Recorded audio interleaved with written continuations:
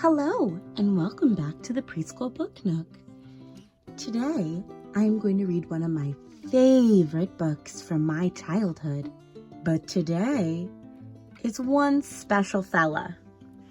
His name is Harold. Harold and the Purple Crayon. One evening, after thinking it over for some time, Harold decided to go for a walk in the moonlight. There wasn't any moon, and Harold needed a moon for a walk in the moonlight, and he needed something to walk on.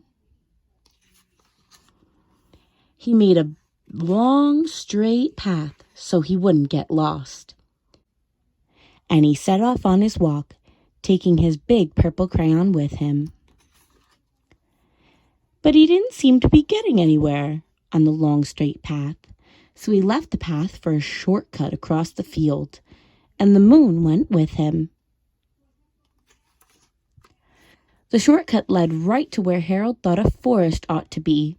He didn't want to get lost in the woods, so he made a very small forest with just one tree in it. It turned out to be an apple tree. The apples would be very tasty, Harold thought, when they got red. So he put a frightening dragon under the tree to guard the apples. It was a terribly frightening dragon. It even frightened Harold. He backed away. His hand holding the purple crayon shook. Suddenly, he realized what was happening, but by then, Harold was over his head in an ocean. He came up thinking fast, and in no time he was climbing aboard a trim little boat. He quickly set sail, and the moon sailed along with him. After he had sailed long enough, Harold made land without much trouble. He stepped ashore on the beach, wondering where he was. The sandy beach reminded Harold of picnics, and the thought of picnics made him hungry. So he laid out a nice, simple picnic lunch. There was nothing but pie, but there were all 9 kinds of pie that Harold liked best. When Harold finished his picnic, there was quite a lot left. He hated to see so much delicious pie go to waste. So Harold left a very hungry moose and a deserving porcupine to finish it up. And off he went, looking for a hill to climb to see where he was. Harold knew that the higher up he went, the farther he could see, so he decided to make the hill into a mountain. If he went high enough, he thought, he could see the window of his bedroom. He was tired, and he felt he ought to be getting to bed. He hoped he could see his bedroom window from the top of the mountain. But as he looked down, over the other side he slipped, and there wasn't any other side of the mountain. He was falling in thin air. But luckily, he kept his wits in his purple crayon, and he made a balloon, and he grabbed onto it. And he made a basket under the balloon big enough to stand in. He had a fine view from the balloon, but he couldn't see his window. He couldn't even see a house.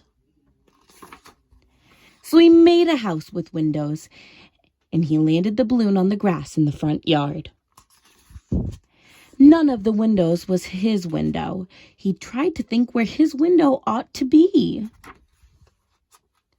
He made some more windows. He made a big building full of windows. He made lots of buildings full of windows. He made a whole city full of windows.